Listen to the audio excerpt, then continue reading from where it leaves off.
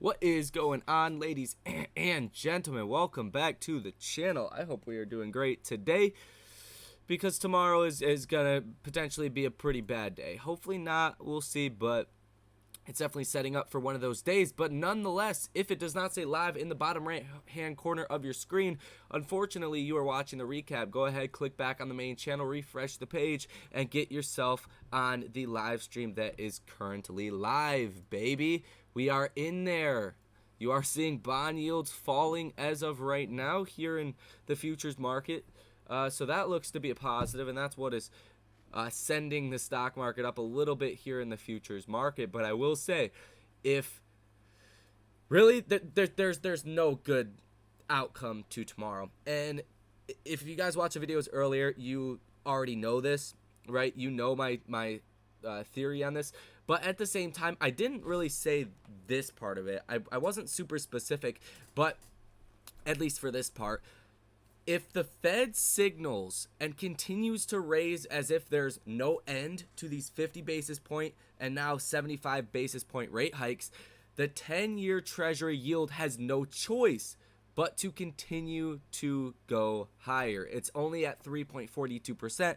If the neutral rate is signaled to us 4 or 5%, that's what the federal funds rate monitor tool is pricing in, basically the expectations for federal funds rates by 2023. By July 2023, you're looking at hold on. Yes. They move around all the time, but you're looking at about 4 to 4.25%. Yeah, see, this number was a lot bigger. Maybe it's this future drop that is doing that. But yeah, most market participants expect the rate to be in between 4 and 4.5%. If the Fed goes on this rampage and signals to investors that, hey, the rate's going to have to go very, very high, then the 10-year rate has to go higher, the bond yield, and then that will push down equity prices even more, as it does ultimately hurt valuations in, companies that have to borrow money. So wow, we're setting up for a crazy day, huh? Tomorrow is going to be historical. Either you get the 75 basis point rate hike or you get the 50 basis point rate hike. Now, the 50 basis point rate hike has not happened in 40 no, it's the 75 basis point rate hike has not happened in 40 years, and the Fed has not went against what the markets have priced in for 50 years. So either way, tomorrow is very, very historical. Either the Fed says, yeah, no, markets, we're not going to do that 75 basis point rate hike, even though, 90% of you guys, 99% of you guys believe that's what we're going to get. That would be an upset that has not happened in 50 years. Now, look at this, and this is the craziest part. Look at the previous week's probability of this 75 basis point rate hike. So last week, we had a 95.3% chance of getting a 50 basis point rate hike and only a 4.7% chance of getting a 75 basis point rate hike. But 2 days later, we now have a 99.7% chance of getting a 75 basis point rate hike. I think markets are looking at something like this, the federal funds rate monitor tool, Fed futures essentially, and saying, it's priced in. Like, it's priced in. But I don't think 2 days is a long enough amount of time for the markets to fully price in the situation here. Right? Usually, like, pricing something in takes at least a week, if not a couple weeks, for the markets to get used to the idea of larger rate hikes. Like, from a quarter percent rate hike to a 50 basis point rate hike, that took like 2 or 3 weeks to price in, where markets like got used to hearing that and that it wasn't going to be such a negative reaction. I'm not convinced the markets have priced this change so fast in 2 days. So I think there's a lose-lose there. And then on top of that, you do get the summary of economic growth projections, basically the GDP expectations. You get the inflation expectations and where the Fed kind of wants the federal funds rate by the end of the year. You get other things, but those will be the three most important things. But the GDP, I think, is going to be number one on that list. Obviously, where they want to take the federal funds rate will be important as well. But if the Fed says, hey, guys, like, we got to lower our GDP expectations, if they go from a previous 2.8% GDP growth down to like a 0.5% or even potentially less than that, they will look credible for being realistic to markets, but that is not going to be a good thing. So either way it goes, I think tomorrow is honestly just going to be a shit show. What the hell? Kathy Woods dead? No way. Kathy Woods ain't my mama. Alex, what is going on? Checking in. Looks like more pain coming our way. Yeah, that's what you could boil it down to, is more pain. I still don't understand him. You don't understand me? I know you do, man. You are always in here. I know. Say hello to your subs. Yeah, I love you guys. Thank you guys. I have not shouted you guys out yet. Big Blue CNC, Creamy Goodness, Matt Donnelly, Christopher Bate, Evergreens, baby, Manzor Ahmed. Yeah, I do not speak that language, but thank you for being here. Jennifer Hendricks, Dinah Ryder, Cheese Chaser. Let's go, baby. Let's go. And Alex, Matt Donnelly. I think that's it. If we're Tyler subs, then he's the Dom.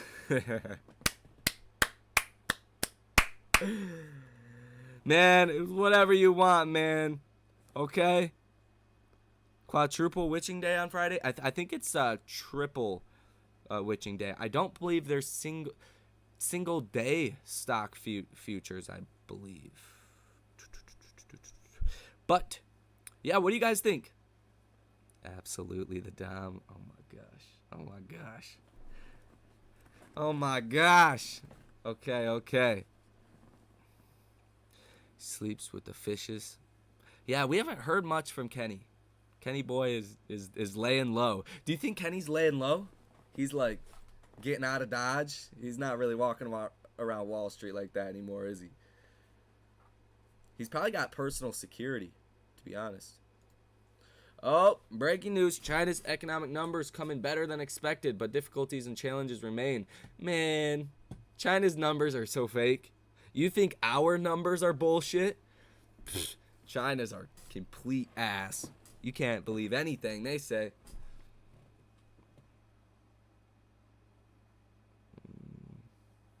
Glad to see your energy is back, babe. Oh, in the game, baby. It was like 85 degrees today. Tomorrow's going to be like 100.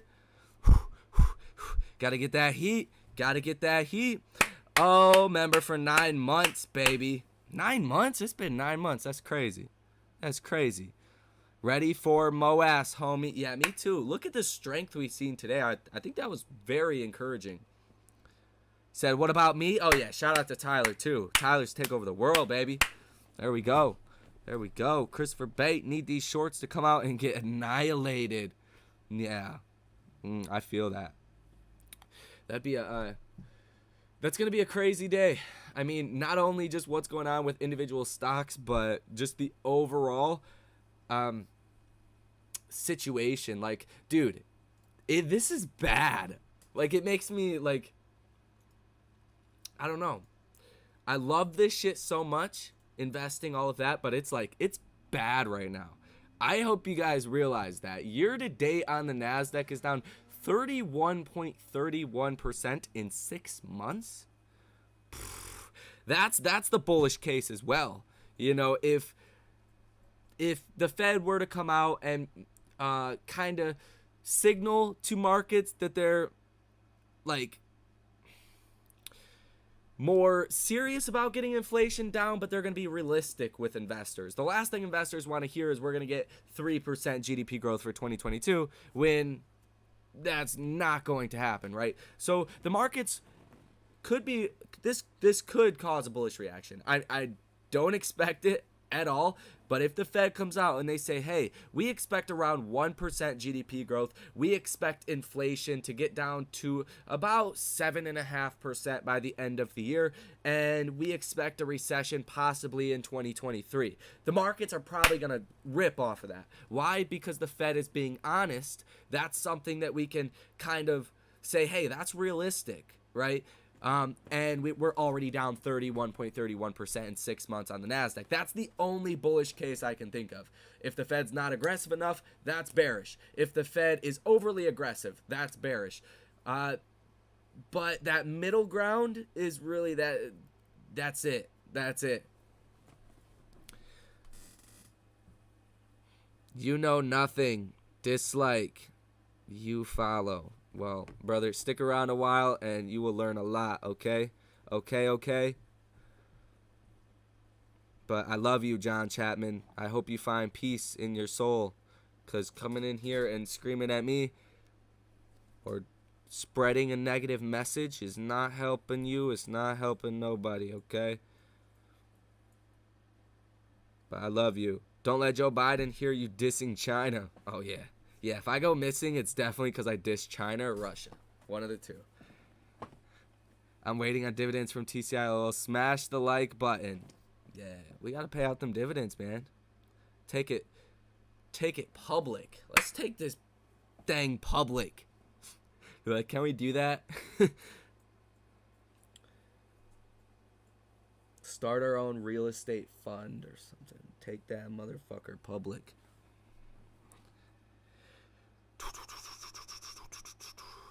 Tyler actually knows a lot. I've been doing it for a long time, and, you know, not to say that I know everything or I'm going to be right all the time, but usually these things are relatively easy to see.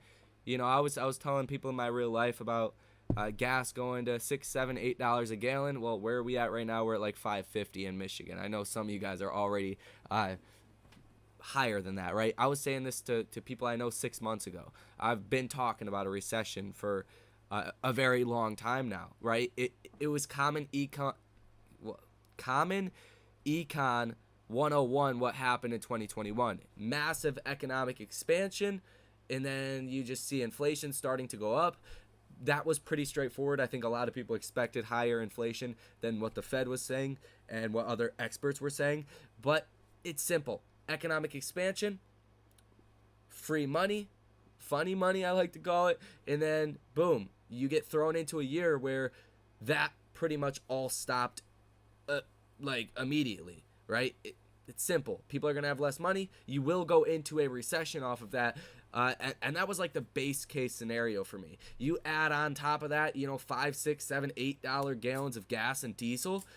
You add the fact that we are already going into recession and the Fed's going to have to raise rates during a recession. There's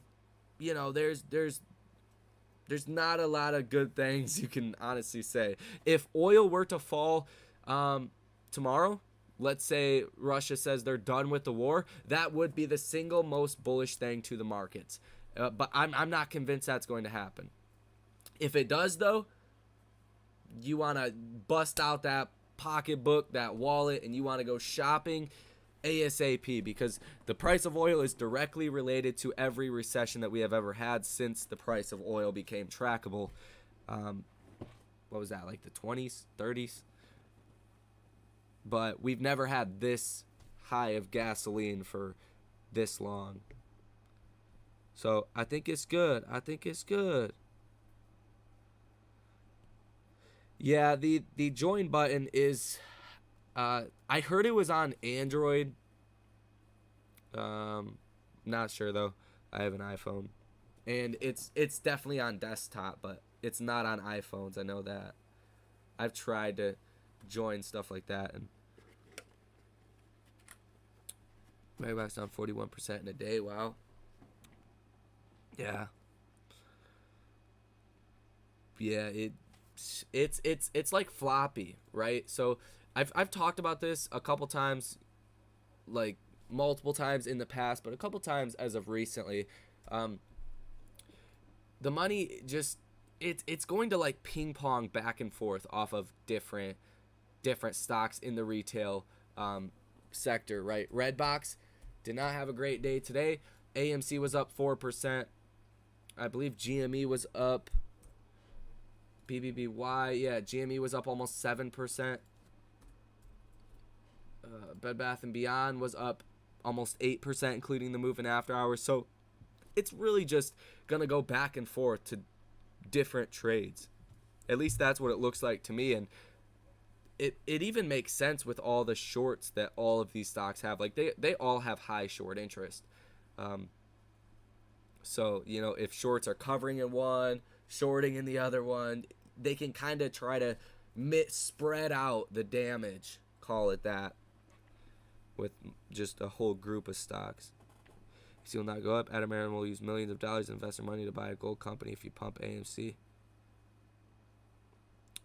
Maybe. I mean, it's not a bad time to acquire stakes in companies. Like, shit, I would not be opposed at all if AMC took like $500 million or $250 million and bought a stake in like Square. Dude, that company's, that has got to be one of the most undervalued long-term companies you could buy right now on the markets. That is easily, in my opinion, an easy 10x stock in the next 5 to 20 years, but it could be as high as a 30x stock. You know, it's not a bad time to go out and acquire positions. It's really not. So I think that would be a bullish thing if AMC does that.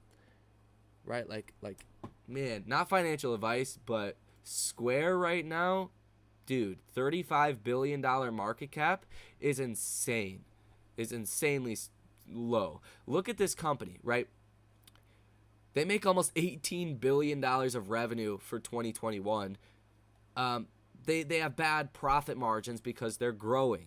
I believe over the next couple of years, they will focus on profits more, and then you could value this company a lot differently. But, you know, $18 billion of revenue, that's not terrible for a $35 billion company with 20, 30, 40 years of growth left in front of them.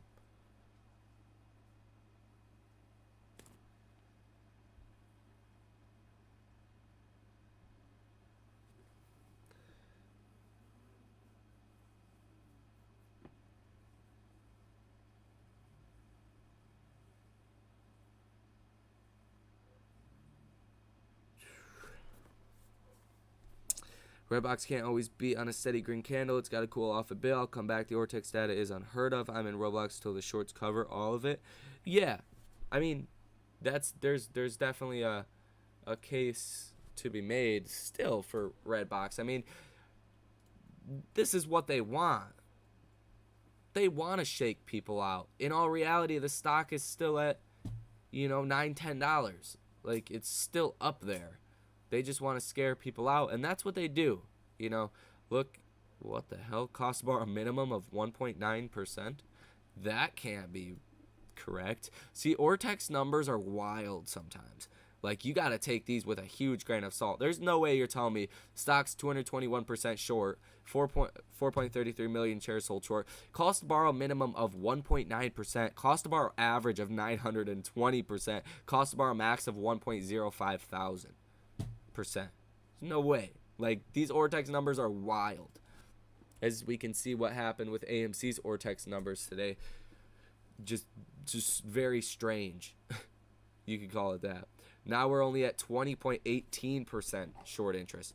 104 million shares sold short. Cost bar minimum of about 9%. Cost bar average of 20.26%. Cost bar max of 33.01%. The free flow out on loan looks like it went down about 6% over the past 7 days.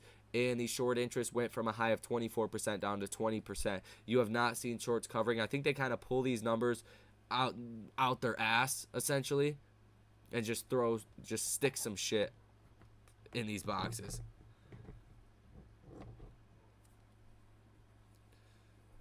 Yep, go to on Ortex?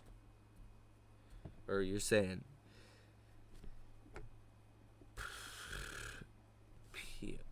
go to Gate2 Technologies.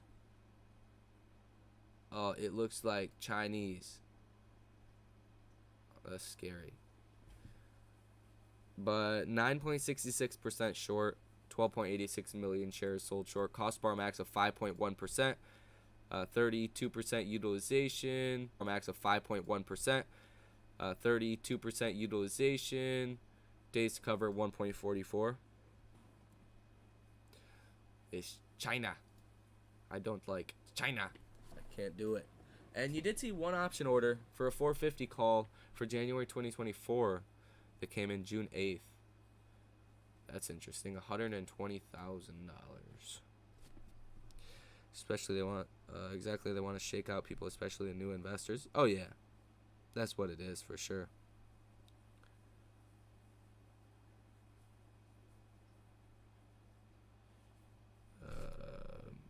No, I can look at the economic data though. I did read the headline, but I didn't read the data because it's probably not true anyways, but the markets will probably react to it. Let's see. What are the futures? Oh, what? Oh, that is not true. Okay. Yeah, futures are up decently. Nasdaq up 0.75, S&P up 0.5%. But let's see what it says. It says China released economic data for May that topped muted expectations for a month hampered by COVID controls. Industrial production rose mildly by 0.8% in May from a year ago versus an expected 0.7% drop, according to analysts polled by Reuters. In April, industrial production unexpectedly fell down by 2.9% year over year. So good and bad. Retail sales fell less than expected, down by 6.7% in May from a year ago. Retail sales were estimated to have declined by 7.1% in May from a year ago, according to the Reuters poll. In April, retail sales fell by 11.1% from a year ago. So it's better, but it's not like, great at the same time. Given the markets and just the bad news we've gotten, it could be seen as a good thing for sure. Fixed asset investment for the January to May period rose by 6.2%, topping expectations of 6% growth. China's National Bureau of Statistics said in a statement that the economy showed a good momentum of recovery in May, with negative effects from COVID-19 pandemic gradually overcome and major indicators improving marginally. However, we must be aware that the international environment is to be even more complicated and grim, and the domestic economy is still facing difficulties and challenges for recovery, the Bureau said. China's exports accelerated in May to a better than expected 16.9% increase from a year ago in U.S. dollar terms. Imports also rose by a greater than expected 4.1%. Shanghai and Beijing, China's two largest cities by gross domestic product, have both had to reinstate tighter COVID controls this month after pursuant spikes in COVID cases. Shanghai had locked down in April and May with only some major businesses operating. The city began to fully reopen on June 1st. I'm not going to read the rest of that, but that's definitely a good thing. I mean, that's good.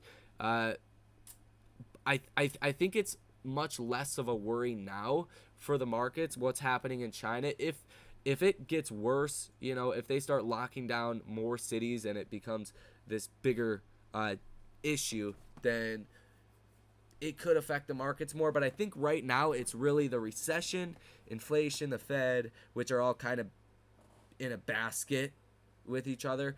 And the price of oil, I think, is the number one thing. That's number one. If the price of a gallon of gas were to drop to, say, $3 tomorrow, you could possibly maneuver around a recession.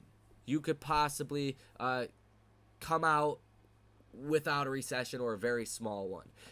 If it doesn't, then like if the price of gas remains high for even a year, you could be talking about like a mini depression. That's the difference, And if you work for a living and are a normal, W-2 worker that makes even more than minimum wage, but not a lot of money, you don't have as much money to spend on going to do things or products. So yeah, that's unfortunate, and that's the thing that's really gonna push us into recession above anything else. About to get fired from my job tomorrow. I am an account executive for a wholesale lending firm holding till MOAS. Oh man, best of luck to you, brother. Best of luck. Best of luck. BlackRock, Vanguard, Virtue, State Street, Citadel, and a lot of others have 13 Fs for Gatsu as of this year. Oh, wow. That's interesting. For it being so cheap, that is interesting. Sorry if you covered this already. Can you explain this bonus shares? It's not actually true. A lot of people were talking about it and we're starting to get like excited about it. I seen that a lot in the live stream last night and on other people's videos and in comment sections and in chats and all that. It's not actually true. It's some AMC. It's a different company. Is it this? No. I don't think I have it up anymore. But yeah, it was essentially another AMC company.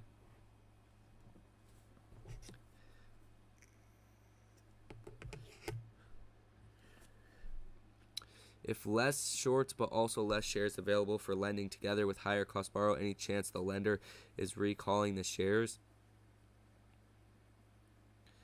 I mean, probably not. Probably not straight up like that. If there was to be some kind of like catalyst, something that would make the lenders not want to lend out their stock, that could, because ultimately who's going to call back stock are the ones that lent it out. But not necessarily just like that. If somebody does go to lend out their stock, higher cost of borrow rate, that's more they would get paid out. If they called them back, that would be very interesting and would definitely be a sign of something. It says buy a Prius. That's good advice, bro. That's solid. What was I gonna look at? You guys see DWAC today? I think the Trump is over. People are not trumping no more to DWAC. This stock held up so well through everything for such a long time. Dude, this stock was like unstoppable. I think I lost money on puts on this stock at least twice. At least. Because it just stayed in this range. Like 40, 50 bucks. Held up so well. For a while, it was holding up even during the other sell-offs. $100 to the $80 range, and then it got destroyed today. Absolutely gnarly. So I described the situation that may imply there's a chance shares are being recalled.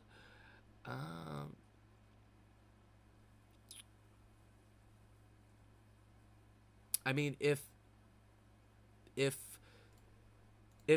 shares were recalled that were shorted, then the only way to recall those shares back would be to, force them to cover on their shorts, right? Because somebody that has their shares out, they can call back the shares anytime they want. That would mean that, hey, I want my shares back, cover your position. Typically that doesn't happen. It's kind of like exercising an option before its expiration day. Very rarely ever will you get exercised on an option before the date of expiration. So it's kind of like that. They could have been lent out, like these shares out on loan have been lent out and are in someone else's brokerage account, but have not necessarily been sold short yet. Really the difference between this. So call it 105 million shares are sold short. Well, you have 160 million shares that are out on loan. Technically, there's about 55 million shares that are out on loan. Somebody's paying a cost borrow rate on that they have not actually sold short yet. So these shares out on loan could be returned back, and that would make a lot of sense. Or they could be recalled, but they would have to cover on that position. They would still have to buy back the shares because when you let somebody take your stock and sell it, that's what they do when they short, right? Simple as that. I lend my stock to you. You take my 100 shares, you sell it on the open market. I want my shares back. So then I go to you, I say, hey, buddy, I want my shares back. You don't have 100 shares no more, so you have to buy them back on the open markets. And that would cause buying pressure. And I haven't seen buying pressure like that would account for, a 4% estimated short interest drop. Is it possible maybe they were doing this like around VWAP, volume weighted average price on a daily basis, and didn't affect the price of the stock too much? I'm sure it's possible, but not this fast, right? Like it happened really, really fast. Like the last 2 days, the short interest has fluctuated so much.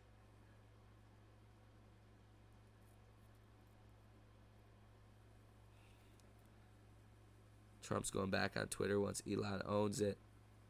That will be awesome, honestly. I'd love that. Let's get some enthusiasm back out there. Positive vibes bring positive results. People, we can't lose. No, we can't lose at all. I'm not concerned about it at all. I know some people are, but I think it's I guess silly. Like, I hate using that word, but I'm gonna use it. I think it's silly to think any different about the trade now. The information still looks really good. When we get the right information, who knows? Last we knew, short interest was at 21.31%. It has not went lower since then. You have not seen shorts covering. So it's got to be at least that high, if not higher. Probably 22 to 24% like it previously was. But add on top of that, the option activity, the puts that are in the money alone, that's another 12 million shares that have to be sold short, right? Almost 13 million shares that would have to be sold short because they're already in the money. The market makers have already hedged these out. So add another 13 million shares to the overall shares that are sold short. You're going to up the short interest by another, like 13% of the current amount. So what would that be? Another 5%, give or take, added to the short interest. So you're really sitting close to like 30% short interest if you include the puts that are in the money and where the short interest is likely at in between 22 and 24%. So I think a lot of people forget that part of it. And then on top of that, consider you got roughly 30% short interest that we can account for roughly here. And then you have up to 36.5 million shares that would have to be bought if all of these calls went into the money. So if you even see a slightly bullish move, like the stock go over 13, over 15, you're going to have millions of more shares run into the money. With like 2 days left to expiration, the market makers will have to go out and hedge out these calls that go into the money by Friday. So pretty much almost instantly as well.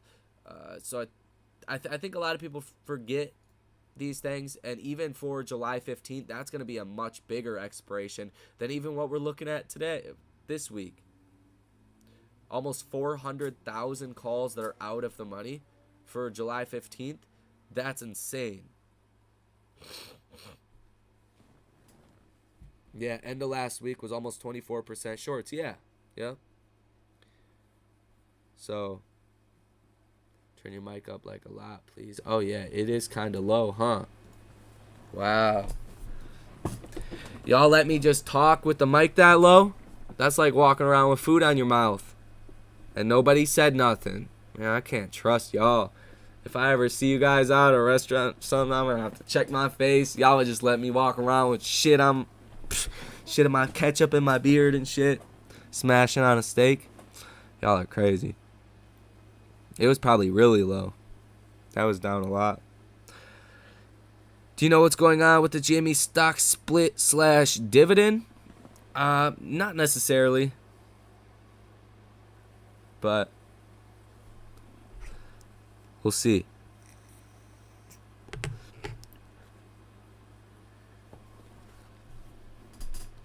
It's fishy. Smash the like button for more free 99 golden nuggets. Golden nuggets are good, man. I'm a fellow South African of Elon Musk. Freedom of speech, and I seriously hope the American people get Sir Trump back. Honest people are needed in this world. I mean, yeah, like all politicians have their good and bad. Um, but shit was pretty chill with Trump. Let's just be honest there. Like, let's just be 100% real. You got inflation now. You got the biggest global conflict since the what, Korean War, Vietnam War, right? Like, you know, things are not good. Do you want me to go on? Like, home affordability rate is like at a 30-year low. It's now more unaffordable to buy a house than it has been in the last 30 years. That's an accomplishment. I feel like it's hard. I feel like it'd be hard to fuck things up this quickly. I feel like it's got to be an accomplishment. Like, not even politically speaking here. Like, a lot has gone wrong. Look at the stock. Add the stock market into that whole thing. I didn't even say that. I think it's pretty hard to fuck up this bad. And, you know, all they have to do is just start talking. All Biden has to say is, yeah, guys, we're going to do what we have to do. We'll even subsidize your drilling, give you tax breaks, but start drilling. We're going to open the Keystone Pipeline. You avoid a recession, stock market rallies, Democrats probably win the House again, inflation would come down. That's all it has to be, because the price of oil is the problem here. Why do you think we are going to continue to see higher and higher inflation? It's not because people just want to raise prices for no reason. Why do businesses raise prices? When their cost of doing business goes up. If you make a product for $100, you sell it for $150, right? You got a 50% margin. That's all great. But what if your cotton cost or whatever it is goes up $25 per unit? You gotta raise your prices at least 20, at least 15 to even make it worth continuing to do this. That's what is happening with oil. Everything is connected to the price of oil in one form or another. That's it. Everything. There's nothing you can call out that is not related to the price of oil. Everything in the world has to be transported. Everything. I don't care if it's food. I don't care if it's you, like flying a plane. Everything has to be transported. Thus, you know, even deeper than that, you could say like what it's used in, right? Like plastics and shit like that. Everything is connected to oil. And everyone's cost of doing business has went up, so they have to raise prices. That's all. All you have to do if you're somebody with power is jawbone the price down. Just tell people what they want to hear. Do shit too, but fucking tell them. Reassure the world that we're going to bring more oil to the markets and we could avoid like 80% of the shit going on right now, economically speaking. That's it. That's all. It's that simple. Some people don't want to hear that though, but I honestly don't know if like the White House knows that's all they need to do to fix so many problems. Like, I genuinely don't think they realize that. Like, what's causing inflation is oil. That's what it is. That's a big part of what it is, at least. A vast majority of the inflation is coming from the price of oil. I just don't think they understand. I don't know if they have an economist in there that just don't know what they're doing or what, because it's pretty straightforward from my perspective. So I don't know, man. It's crazy.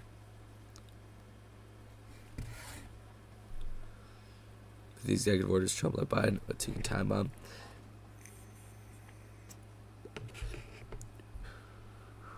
Stop loving politicians. They don't give a fuck. Last few days alone. I mean, I don't love or hate any politicians. I just can realize I'm good with macroeconomics. I'm good with spotting problems. Sometimes I'm early, like I was early to all of this shit. I don't watch everyone on YouTube, but I believe we were one of the first channels to this situation with a logical explanation to these things that actually turned out to be correct, right? Like just spending slowing down, inflation not going down as fast as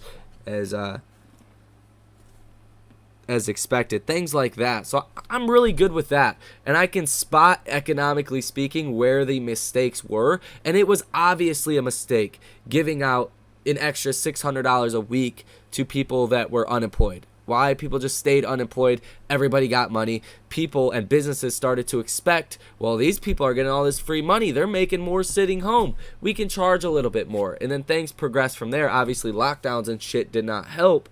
But then you get the war in Ukraine, and that's a big problem, right?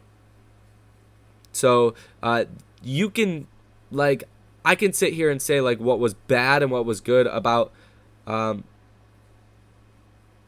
just the whole presidencies of different presidents, but the problems really didn't come from Trump in a big way. They shouldn't have gave out as much money to begin with. That's something that I could pick a bone with Trump and Biden, but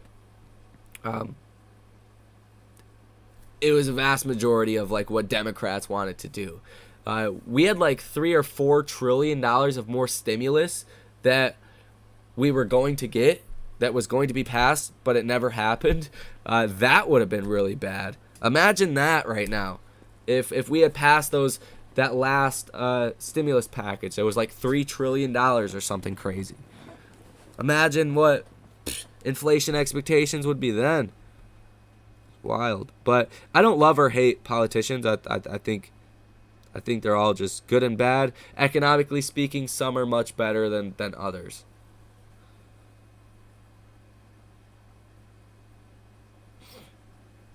Well, you're downtrend until the next election. Yeah. Well, just we've never had this before. Stimulus money, what's that? I know, bro. What is that? We've never been in a situation quite like this, with the federal funds rate so low, with inflation so high, giving out massive amounts of money to essentially stop that money stream, right, with all the stimulus. We've never done quantitative tightening at the same time as raising rates. At the same time, we're going into a recession currently. We've never had these things unfolding at the same time. And it's like, people got so much money in 2021. When is the next time that people are going to have that kind of money, that are spending that kind of money? It will happen, but it's like, who knows when. It could be a year or two, it could be 5 years, but eventually things will get back in order and we'll have a much stronger market. And hopefully, even if it takes 5 years, you guys take these next couple years and really solidify your financial future. You don't want to wait until things are good again to start buying, because then you missed out on most of the gain from the bottom. That's why I talk about Square. Like some of the other stocks I'm investing in, Square, Snapchat, dude, fire for the long term. Fire. That's it. That's all I'm gonna say. I like Fubo on a risk to reward basis as well, and I bought more of that today. But really, Square, that's one that I'm adding to a lot right now. What's Fubo's market cap? It's got to be like tiny right now. 500 million. Pretty tiny. Seems like a while back, everyone all of a sudden stopped talking about FTDs. Do you know why? They just weren't as large.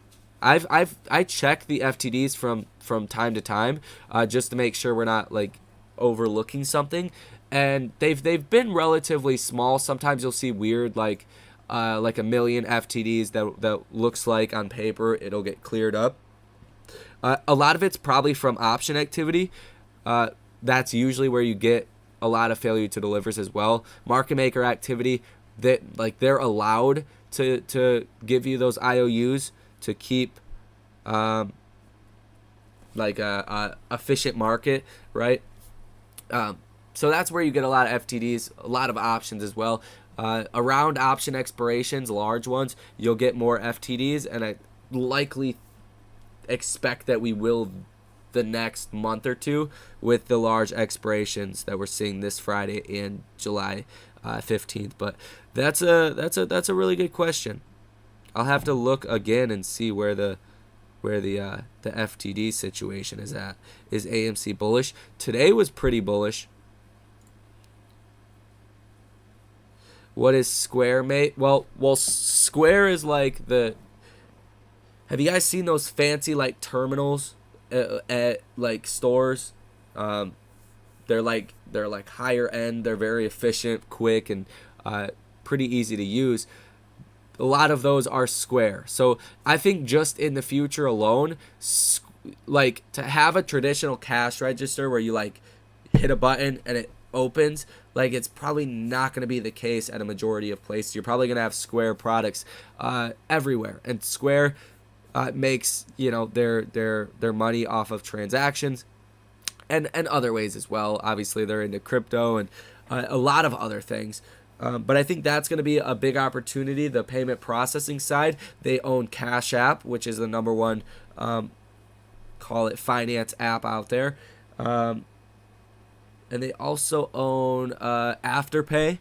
I personally know some people that use Afterpay.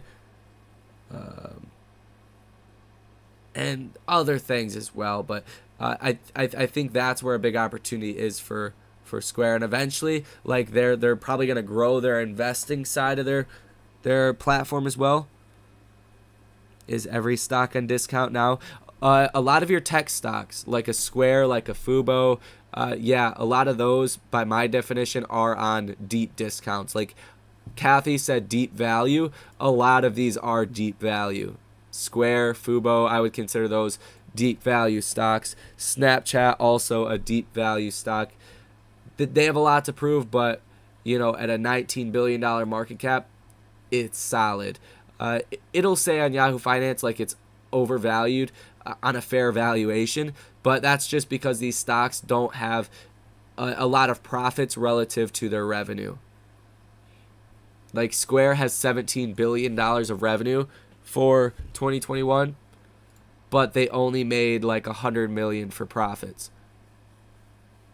Right, like $166 million for profits. You could pull up another business that's like a $17 billion. Let's see, what would be like a $17 billion company?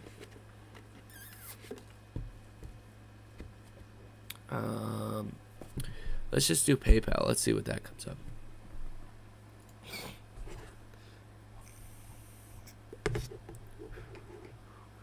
See, PayPal's even a lot better. They're roughly similar as far as revenue.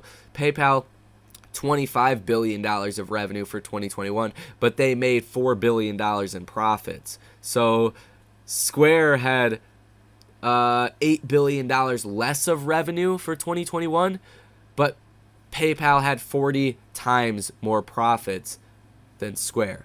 So that's why PayPal's trading at an $84 billion market cap and Square's at a $35 billion market cap. It's not the revenue, it's the earnings, the bottom line earnings. And I think Square will focus more on earnings now that it's a main concern of the markets. But I truly think Square could easily 10 to 20x in the next 5 to 10 years. Like $1,000 to 10,000 or 1,000 to 20,000. You have 5,000 in that stock and at 20x's, you just made $100,000. Yeah, so yeah, that's it. $35 billion market cap, 10x, that would be a $350 billion market cap. 20x, it'd be a $700 billion market cap. If at 30x, it would be around $1 trillion company. And I do think over time, Square has the potential to be $1 trillion company, 100%. So that's it. A lot of things are on deep discounts. Snapchat, same thing. I think Snapchat is one of those that it's very interesting because Wall Street doesn't realize where Snapchat is. And like what I mean by that, our young people, they use Snapchat. It's not just drug dealers and things like you hear people say about Snapchat. a lot of kids just in general. My younger sister, she's 16, almost 17, and like that's all they use. They don't use Facebook. They use Snapchat. They're in group chats and shit like this. So Snapchat, once they figure out how to get a good advertiser rate for their users, and obviously continue to grow users and different products, Snapchat will likely blossom into a very good investment. Not quite. Well, yeah, I mean, Snapchat could be a 10, 20, 30x company, but or possibly more than that. I mean, it's only a $20 billion market cap. A 10x would be $200 billion market cap. That's pretty chill, you know, if you're thinking about the future. Said long on Robinhood. So those are two of my most exciting things I'm buying right now. DraftKings as well. DraftKings is different because you don't have as much brand loyalty. It's not like when somebody uses DraftKings, they use DraftKings every time, or they feel obligated to. Like Apple users, you don't go from an Apple to an Android. It don't happen, right? Like different levels of brand loyalty there. But $5 billion market cap, you know, 1.3 billion in revenue. It's still pretty expensive. But if they could branch out into other things, you know, I think it's decent. They do lose a lot of money though.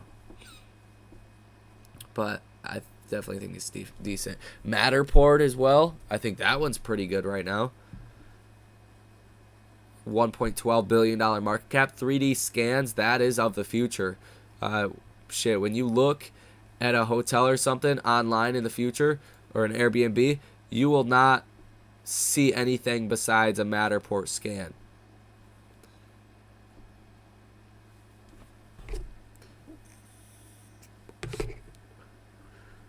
Is Redfin undervalued? Redfin is one of those that I do think there's value there. The Creative Muppet. We rarely don't. I have no idea what you're trying to say. I don't know if that was a diss or not, but we love you, and we got the love hat on to show it, okay? But Redfin, $871 million market cap. Surface, just looking from the surface, it does look like it is undervalued. I mean, 2021 revenue was 1.92 billion. The stock's trading at $871 million. So it's under a 1 price to sales ratio. So like just looking at that on a price to sales basis, it looks extremely undervalued. It looks as undervalued as something like Fubo, right? Pretty equivalent there. About a 0.5 price to sales ratio. So it is undervalued here just on that basis. But just depending how high rates go, how long this lasts, and what the expectations are for the real estate market, that's what will have the biggest effect on Redfin, unless they continue to grow their actual earnings numbers. And I think it's going to be tricky for a while just because of what has happened and the big boom that real estate's seen. But at these prices, I don't think it's that risky. Like, the lower a stock goes, the less risky it becomes, and Redfin's definitely down there with not safe, but if you have a longer term outlook, I doubt Redfin's gonna fail. Look at it like that. Like, half of long duration investing, like half of what I'm doing right now is looking out to say, hey, does this company really have a decent chance of becoming a much bigger company in the future, something more people know about? And I think with Snapchat, the answer is yes. I think with Fubo, the answer is yes. I think with Square, the answer is yes. I think DraftKings, the answer is yes. These are not off the bush kind of companies that nobody knows about already. Virtually all of you guys know about all of the stocks I just said. Fubo might be one some people don't know about, but every other stock you guys have heard about. If you don't know what Square is, you know what Cash App is, right? So that's the key, or half of it really, is looking out what could be bigger in the future. I'm probably gonna wait to trade until after the meeting. Yeah, that's something too. that, what happened last Fed meeting, it was very deceiving. We fell 1% off of the initial report, which last Fed meeting we did not get the economic projection, so that's going to be a little bit different. A lot different this time around. It's going to make a lot of headlines. It's going to move the markets very dramatically. But last time we got the rate hike, we got the information about the balance sheet. The Fed acknowledged China was an issue, and the market sold off about 1% after this report came out. And then what happened? Half an hour later, Fed Powell came out, and he said, yeah, we're not even actively considering 75 basis points. So essentially, the markets closed up 3% that day. The next day, the NASDAQ dropped 6%. So I think the economic projections will give us more of a clear direction, right? I don't expect that kind of flip-flop this time around, because I think it's going to be pretty clear-cut. The Fed's either going to stick to everything is fine, we're going to see good growth and all of this, or they're going to give the markets what they want to hear and what we're already expecting, essentially, that growth is not looking good, a recession is possible, and we're going to get inflation down to, say, 7%. If that happens, could be a bullish reaction. I doubt it, though. Fubo is recommended by someone I know working at an institution. Dude, yeah, Fubo is cheap. If they can survive higher interest rates, find cheap debt, things like that. That's the question. I mean, the issue is when you're heading into a higher rate environment, something we have not seen in 20 years, essentially, it's does the company burn too much money or so far from free cash flow positive that they're essentially going to go bankrupt if they can't get like cheap financing. A lot of companies, like 12% of the S&P 500 is like zombie companies because they don't have enough free cash flow to pay for their operation, so they have to borrow debt. It was very easy for a zombie company to stay in business when you could get a 2, 3, 4, 5% loan. Right now, you're not getting loans like that.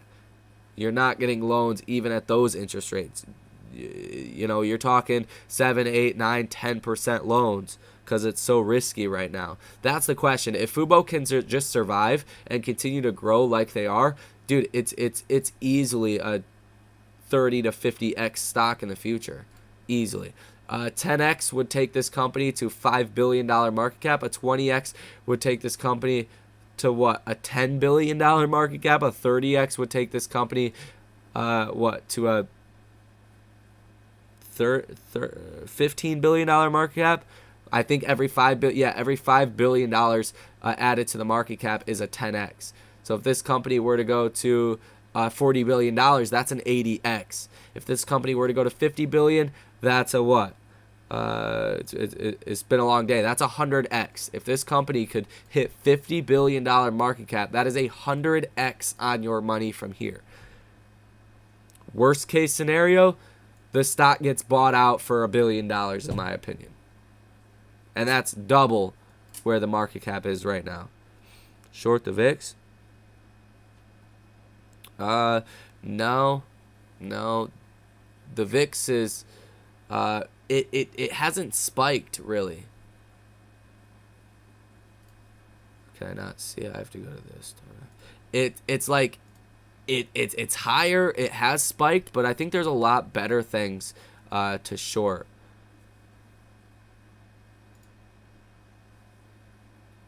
Like shorting the VIX, I don't know if you just meant like, homie, AMC homie or not, but like shorting the VIX would essentially be planning for a bullish rally in the markets. I don't think that's really going to happen. It's possible though. It's possible though.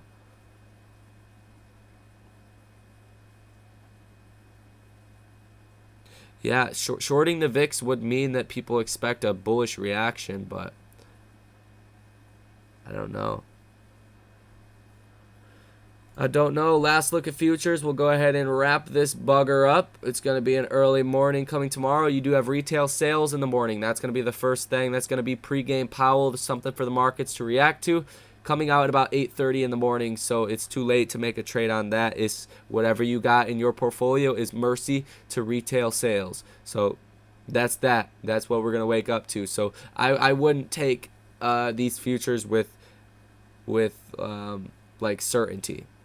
Take it with a big grain of salt, because these don't even matter until we get the information tomorrow. So that's it.